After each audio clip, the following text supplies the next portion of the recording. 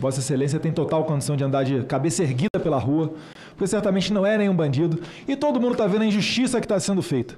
Uma coisa é um bandido que sabe a regra do jogo e quando a polícia pega, ele vai lá puxar a cadeia dele. Outra coisa bem diferente é quando pega uma pessoa honesta, tacam dentro de uma cadeia, ainda mais nas circunstâncias que foram. E por aí eu começo as minhas perguntas, prezado doutor de Polícia Federal, esse humilde escrivão da Polícia Federal também lhe pergunta, em média, mais ou menos quanto tempo demora para um juiz dar um parecer favorável a um pedido de prisão que um delegado federal, porventura, faça?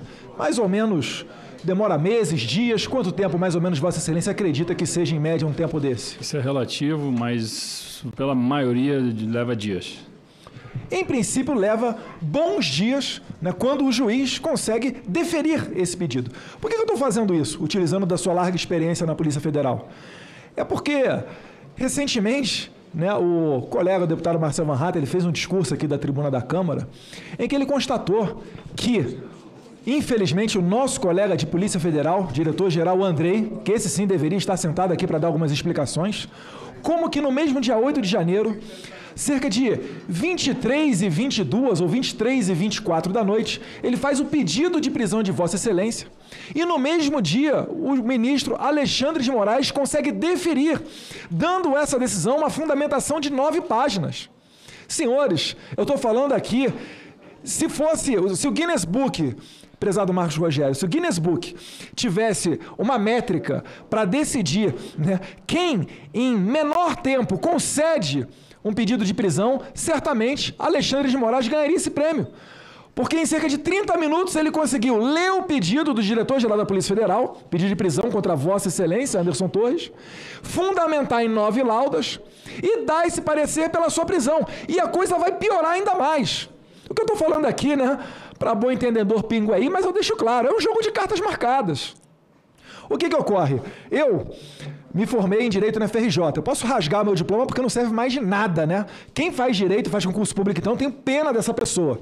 Um enunciado da CESP ou de qualquer banca de concurso não pode mais começar de acordo com a jurisprudência do STF, porque a todo momento muda, a depender do cliente que está ali na frente de determinados ministros.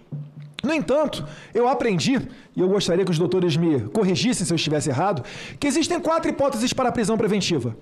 A primeira é um risco à ordem pública. Vossa Excelência certamente não é. A segunda hipótese de prisão preventiva é risco à ordem econômica. Certamente não é o caso de Vossa Excelência, não está incluído em crimes financeiros.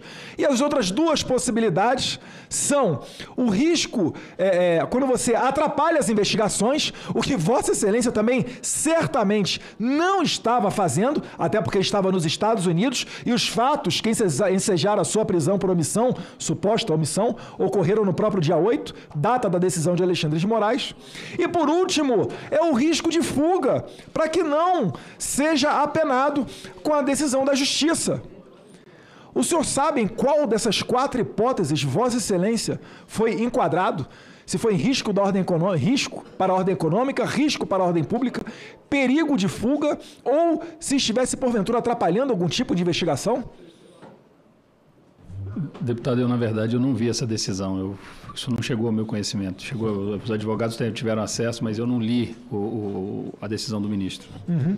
Mas eu já adianto, nenhuma dessas 4 hipóteses são as hipóteses de Vossa Excelência. Até porque Vossa Excelência retornou dos Estados Unidos, fez o caminho contrário daquele que pretende fugir das ameaças, fugir, né, da aplicação da lei criminal.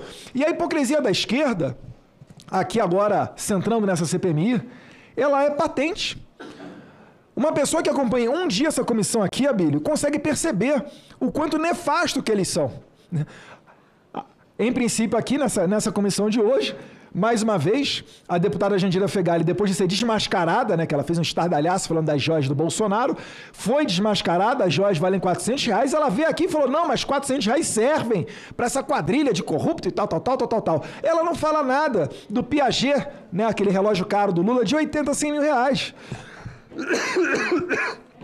Teve deputado aqui anteriormente, o senador Vital do Rego, perguntando, quase que botando o dedo na cara de Vossa Excelência, falando que 12 de dezembro não significou nada para Vossa Excelência, porque teve quebradeira, tocaram fogo em carros, etc.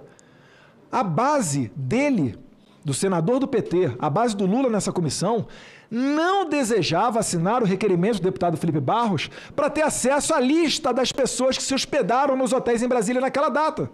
Porque o pessoal quebrou, fez, aconteceu e depois foi descansar em hotel.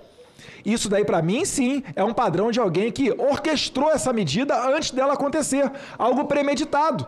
Aí o PT fala aqui que estamos perseguindo a verdade, mas não coloca esse requerimento adiante. Tem que ser tudo aqui barganhado, suado. Deram uma barrigada esses dias, né? Tentaram de todo jeito voltar atrás, não conseguiram. Quando foi aprovado aqui essas imagens das câmeras do Ministério da Justiça. Eu tenho certeza que nas reuniões, né, da base governista, Abílio, junto com o Flávio Dino deve puxar a orelha de todo mundo, para ser eufemista.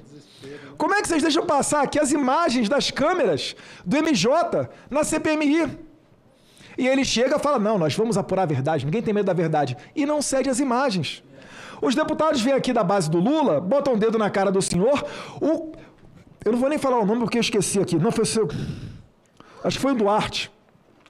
É a primeira vez que eu vejo alguém falar que servidor público que tira férias vai começar na sexta-feira. Não começa a descontar a segunda.